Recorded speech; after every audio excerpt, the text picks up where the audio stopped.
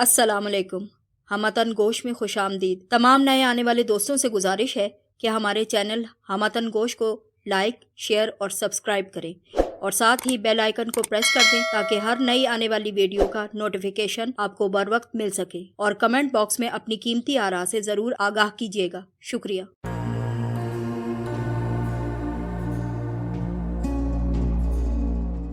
पेश खिदमत है तलाश की किस्त नंबर 47। लेकिन ये भी तो मुमकिन है कि ये औरत मुझे अपने जाल में फांसती हो।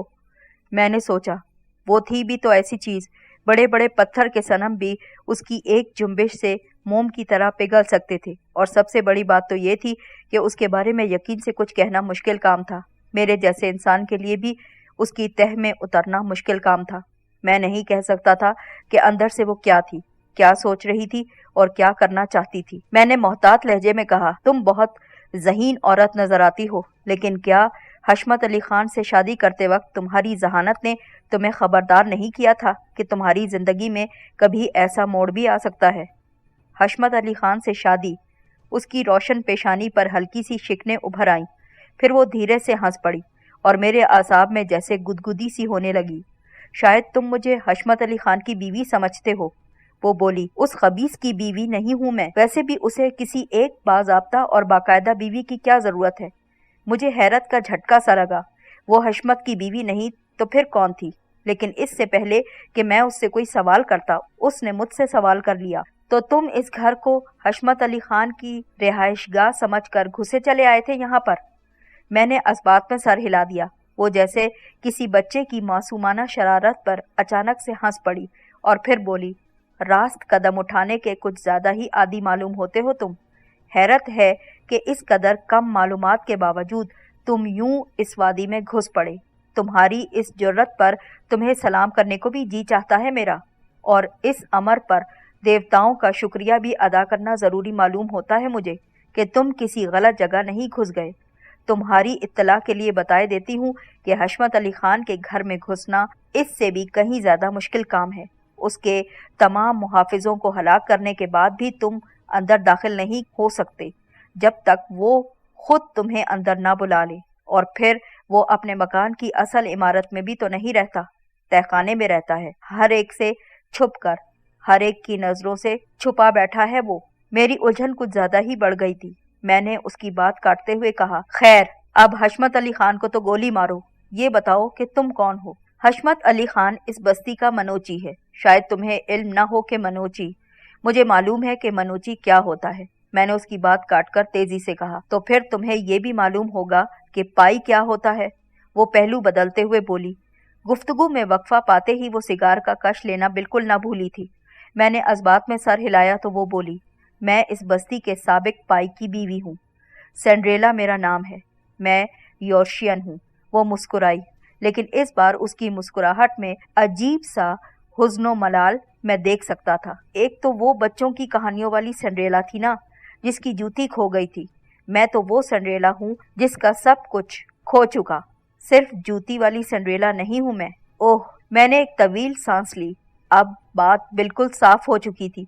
वो साबिक पाई की बीवी थी जिसे गालिबन जबरदस्ती साबिक बना दिया गया था। मेरे ख्याल में तो पाई की बीवी को एक सीधी सादी अनपढ़ पहाड़ी औरत होना चाहिए था। मैंने ख्याल जाहिर किया, तुम तो बहुत ऊंची मखलूक नजर आती हो, अंग्रेजी भी निहायत उम्दा बोलती हो। मैं ऑक्सफोर्ड की पढ़ी लिखी खातून हूँ। वो बालों में उंगलियां फेरते हुए बोली। मैं ही नहीं, पाई भी ऑक्सफोर्ड का पढ़ा लिखा इंसान है। वो कोई मामूली आदमी बिल्कुल नहीं। उसका खानदान सदियों से कबीले का सरदार चला आ रहा था, जिसका बहुत कलील सा हिस्सा इस वादी में आकर आबाद हुआ। बाद में मालूम नहीं यहाँ कौन कौन आकर घुस गया। बहुत गंद पड़ गया था यहाँ पर। हमारी पुरसुकून जिंदगी में जहर ही जहर घुलता चला गया। कुछ तफसील से बताओ, मैंने अचानक से फरमाइश की। तफसील में क्या रखा है? वो सर को खफीफ सा झटका देकर बोली, इख्तिसार में भी वही बात कर रही हूँ जो तफसील से बताने से कासिर हूँ। 3 साल पहले तक पाई ही बस्ती का सरदार था। मनोची की हैसियत रस्मी सी होती थी। वो एक तरह का मजहबी रहनुमा हुआ करता था। पाई अगर जरूरी समझता तो किसी मामले में उससे मशवरा कर लेता था, लेकिन उसके मशवरों पर अमल करने का पाबंद नहीं हुआ करता था। ताहम वो अपनी हर दिल अजीजी और मकबूलियत साबित करने के लिए साल में एक मर्तबा राय शुमारी ज़रूर करवा लिया करता था। ताहम वो राय शुमारी के नताइज को भी तस्लीम करने का पाबंद नहीं था।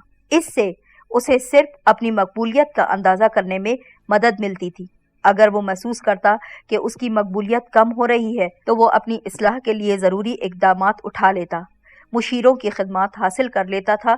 लेकिन उसने मुतफ़क्किराना नज़रों से अपने सिगार को देखा जो काफ़ी मुख्तसर हो चुका था, लेकिन अभी वो उसका पीछा छोड़ने पर कतई तैयार नज़र नहीं आती थी। हस्बे आदत एक तवील कश लेकर उसने सिलसिला कलाम दोबारा जोड़ा, लेकिन फिर न जाने किस तरह हशमत अली खान यहाँ चला आया और मनोची बन बैठा, और फिर हर चीज़ उलट पुलट हो गई। वादी की आबादी बहुत बढ़ गई थी। फिर यहाँ हशमत अली का बाप शराफत अली भी आ चुका था। उन्होंने ताकत के ज़रिए पाई को एक तरफ बिठा दिया। सिर्फ ताकत ही नहीं, उन्होंने कुछ और हरबे भी इस्तेमाल किए। पाई के असल इख्तियारात शराफत अली के पास चले गए। यहाँ अजीब अजीब से धंधे होने लगे, अजीब अजीब साजो सामान यहाँ नज़र आने लगा। इक़्तिदार आला मनोची के पास चला गया और पाई की हैसियत रस्मी सी रह गई। राय शुमारी की रस्म भी तकरीबन ख़त्म कर दी गई थी। पाई का वजूद भी शायद महज इसलिए बाकी रखा गया था कि वो मुट्ठी भर लोग जो कदामत पसंद समझे जाते थे, रिवायत परस्त थे और कदीम अख्तार को सीने से लगाए बैठे थे, कोई शोरिश बरपा न कर डालें। बगावत खा थोड़े आदमी करें या ज़्यादा, बहरहाल ख़तरनाक साबित होती है सबके लिए। वो कश लेने के लिए खामोश हुई तो मैंने कहा, पाई को अपनी ज़ात और अपने कबीले को इस शर से बचाने के लिए कोई जिद्दोजहद तो करनी चाहिए थी ना। जिद्दोजहद। वो एक बार फिर कदरे मखमूम से अंदाज में मुस्कुराई और उठ खड़ी हुई। अब उसका हुस्न और दिलकशी कुछ और ज़्यादा नुमायां हो गया था। उसका लिबास उम्दा नहीं था, मगर उसका जिस्म दिलकशी के लिए गोया किसी भी लिबास का मोहताज ना रहा था। उसके नकूश का अगर अलग अलग जायजा लिया जाता ना, तो शायद वो कोई ऐसे बेमिसाल महसूस ना होते, लेकिन उन्होंने मिलजुल कर गोया उसे लाखों में एक बना डाला था। उसका चेहरा मेकअप से बिल्कुल बेनियाज था, लेकिन उसकी रंगत की मलाहत, होंठों का रसीलापन और आंखों के कुदरती डोरे हजारों आराइशों पर भारी थे। मेरे साथ आओ। वो सिगार के टोटे को उंगली और अंगूठे के दरमियान घुमाते हुए बोली, लेकिन तुम दरवाजे के पीछे ही रहना और जरा दूर ही से पाई का दीदार करना। उसने पिछली दीवार में मौजूद एक दरवाज़ा खोला। मैं उसके पीछे पीछे ही था। उसके तराशीदा बालों या फिर शायद उसके जिस्म से एक अजीब सी महक उठती महसूस होती थी। उसने मुझे दरवाजे पर ही रुकने का इशारा किया और उसे थोड़ा सा खुला छोड़कर कमरे के अंदर चली गई। उस कमरे में मध्यम और ख्वाबनाक सी रोशनी फैली हुई थी, जो जल्द ही तेज रोशनी में तब्दील हो गई, और तब मैंने देखा कि वो एक बेडरूम था जिसमें सिंड्रेला दाखिल हो चुकी थी। उस कमरे में आराइश भी कुछ जदीद किस्म की थी और कुछ कदीम भी।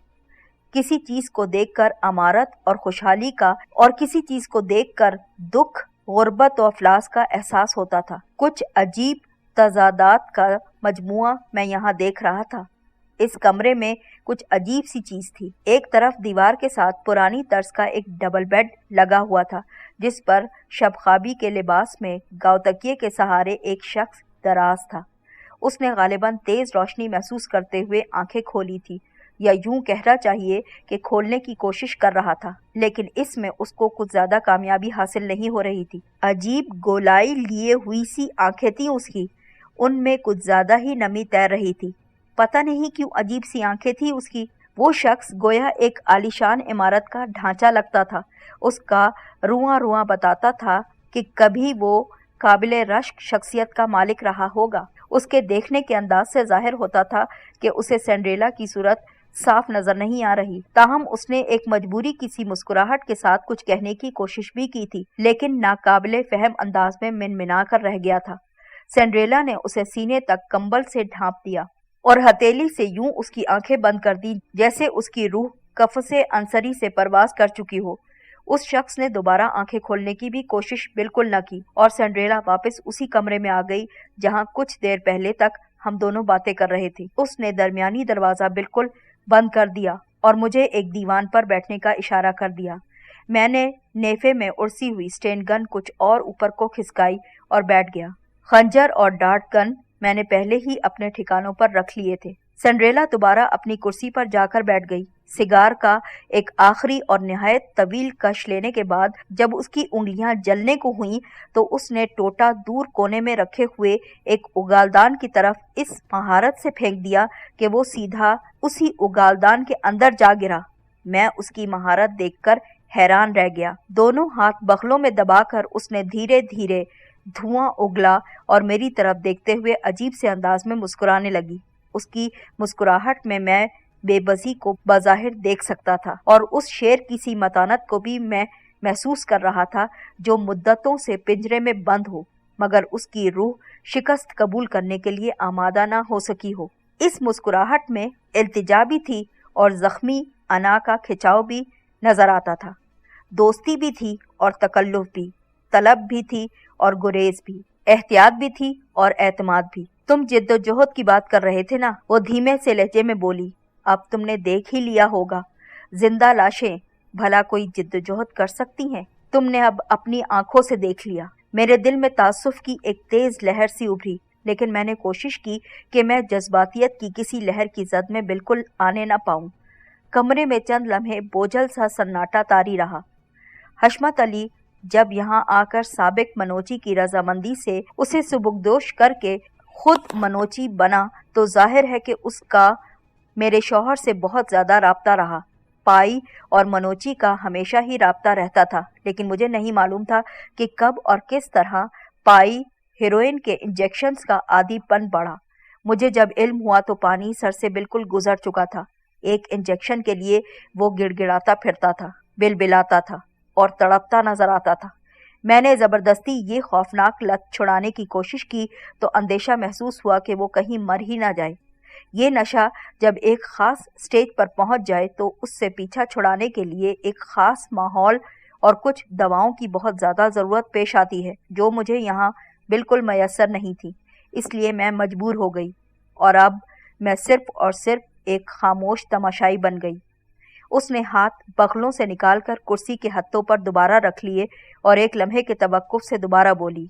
मैं सोचती थी कि चलो वो जिंदा तो है, शायद कभी रिहाई और छुटकारे की कोई सूरत निकल आएगी। उस वक्त तक सूरत हाल यही हो चुकी थी जो तुमने कुछ देर पहले तक देख रखी थी। यहाँ हमारी हैसियत सिर्फ कैदियों जैसी रह चुकी। मैं चूंकि चालाक थी इसलिए मुझ पर खास नजर रखी जाती थी और मुझे इसी तरह घेर घार कर इस घर में कैद कर दिया गया कि मैं किसी से कोई राब्ता कायम ना कर सकूं, किसी को मालूम ना होने पाए कि हम पर क्या गुजरती है और खुद बस्ती के लोगों के साथ क्या हो रहा है। कोई कुछ नहीं जानता। उन्हें किस तरह आलायकार बनाया जा रहा है वो कुछ नहीं जानते। इसलिए हम उन मुसल्ला मुहाफिजों के नरगे में एक कैद में हमेशा के लिए बंद कर दिए गए थे। ये मुहाफिज हमारी हिफाजत के लिए नहीं, हमें यहाँ कैद रखने के लिए ड्यूटी पर मौजूद थे। उस खबीस हशमत को भी मालूम था कि मुझे अगर एक बार भी किसी इज्तिमा से खिताब करने का मौका मिल गया ना तो मैं अगर बाजी उलट ना भी सकी तब भी एक हलचल जरूर पैदा कर दूंगी सबके अंदर जो फैल सकती थी और साबित भी हो सकती थी, मोहलिक साबित हो सकती थी। ये दुरुस्त है कि उसके अपने खासे आदमी मौजूद थे जो शायद तादमे आखिर उसका साथ दे दें और जिनके पास बकसरत असलहा मौजूद हो, लेकिन अगर एक बार बस्ती के आम लोग उसके खिलाफ हो जाएंगे ना, उनके गैज़ व गज़ब का रुख उसकी और उसके साथियों की तरफ मुड़ जाएगा ना, तो वो खासी खूनरेजी के बाद ही सही लेकिन बहरहाल मारे ज़रूर जाएंगे। इसलिए मुझे बेदस्तोपा करने पर पूरी कोशिश सर्फ कर दी गई थी और वो कर भी रहे थे। मुझे कत्ल करने या अलल ऐलान मार डालने की कोशिश इसलिए नहीं की गई थी कि हम मियाँ बीवी का बहरहाल बस्ती के लोगों में कुछ न कुछ एहतराम बाकी था। हम में से किसी एक के अचानक और एलानिया कत्ल से शकूक व शुबहात और लोगों में बगावत भी पैदा हो सकती थी। ताहम मैं एक अरसे से मौत का इंतज़ार कर रही हूँ जो शायद बज़ाहिर हादसा ही मालूम होगी। हो सकता है कि किसी रोज़ इस मकान के किसी कमरे की छत गिर पड़े, मुमकिन है किसी रोज़ किचन में आग लग जाए। मेरी एहतियात का ये आलम है कि मैंने हशमत की तरफ से मुहैया किए गए हर मुलाजिम और मुलाजमा को निकाल दिया। मालूम नहीं उनमें से कौन कब मुझे जहर दे डाले। मैं अपना हर काम अपने हाथों से खुद करती हूँ। दफतन मैं इस्तरारी तौर पर उठ खड़ा हुआ। मैंने अपने एयरफोन पर कैटी की एक जोरदार चीख सुनी थी। ये एक गैर मामूली चीख थी। मेरे आसाब में सनसनी सी दौड़ गई। मैं कोई इंतहाई कदम उठाने के इरादे से दरवाजे की तरफ लपका ही था कि मैंने एयरफोन पर एक मर्दाना आवाज सुनी जो इससे पहले मुझे कभी सुनाई नहीं दी थी। नहीं नहीं, लड़की पर तशद्दुद मत करो। बॉस ने कहा था कि इसे कोई गजन नहीं पहुंचनी चाहिए। वो खुद ही वापस आकर इस बारे में जो मुनासिब समझेंगे वो कर लेंगे। वो डेथ स्क्वाड के साथ उस शख्स की तलाश में बनफ्से नफीस निकल चुके हैं जो हमारे पास मौजूद नहीं। हमारा काम तो सिर्फ इतना है कि इसे कैद खाने में पहुंचा दें। बस सिर्फ और सिर्फ इतना काम है। इस दौरान पस मंजर में कहीं कैटी के हौले हौले कराहने की आवाज़ें भी सुनाई दे रही थी। फिर उसने बाआवाज़ बुलंद उन सबको चंद गंदी गंदी गालियां भी दे डाली, जिससे मुझे ये इत्मीनान हुआ कि अभी वो खतरे की हालत में नहीं थी और उसका हौसला भी बदस्तूर बुलंद नजर आता था। मैं उस वक्त तक उसकी तरफ से बिल्कुल बेफिक्र रह सकता था जब तक उसका हौसला बरकरार नजर आता था। क्या हुआ? तुम इतनी महवियत से क्या सुनने लगे हो? मुझे तो कुछ सुनाई नहीं देता। तुम क्या सुन रहे हो? सिंड्रेला की आवाज ने जैसे मुझे चौंका दिया। क्या इस आला समात की वजह से तुम्हें मुझसे ज्यादा सुनाई देता है? मेरी नजर गो के बदस्तूर उसी पर थी, लेकिन उन गुज़िश्ता चंद लम्हात में जैसे उसका वजूद मेरी नजर से बिल्कुल ओझल हो चुका था। अब मैंने देखा कि वो भी कुर्सी से उठ चुकी थी और उसकी पेशानी पर शिकने नमूदार हो रही थी। वो भी जैसे कान लगाकर कुछ सुनने की कोशिश में मसरूफ थी। मैंने उसे इस हद तक हकीकत से आगाह करने में कोई हर्ज बिल्कुल ना समझा कि किस तरह मैं वादी में दाखिल हुआ था और किस तरह कैटी गेट पर पकड़ी गई थी, और ये कि किस तरह मैं भी अभी तक उसकी आवाज़ सुन रहा था। वो तो कैद खाने में पहुंच चुकी होगी ना? सिंड्रेला बोली। कैद खाने का सही इल्म तो मुझे भी नहीं, लेकिन मेरा अंदाज़ा है कि वो हशमत अली की रिहाइशगाह के तहखाने में ही कहीं पहुंच चुकी है। तुमने अपना मकसद अभी तक नहीं बताया।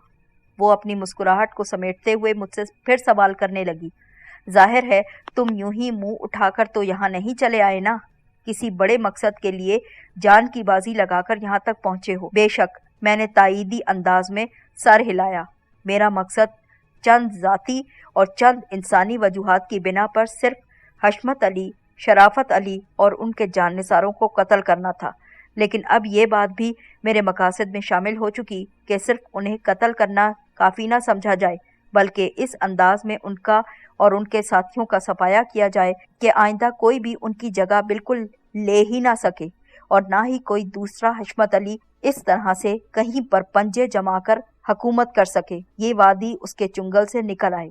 तुम मुझे ये बताओ कि उसके अपने आदमियों के अलावा बस्ती के आम आदमियों का उसके बारे में क्या रवैया है और क्या ख्यालात हैं?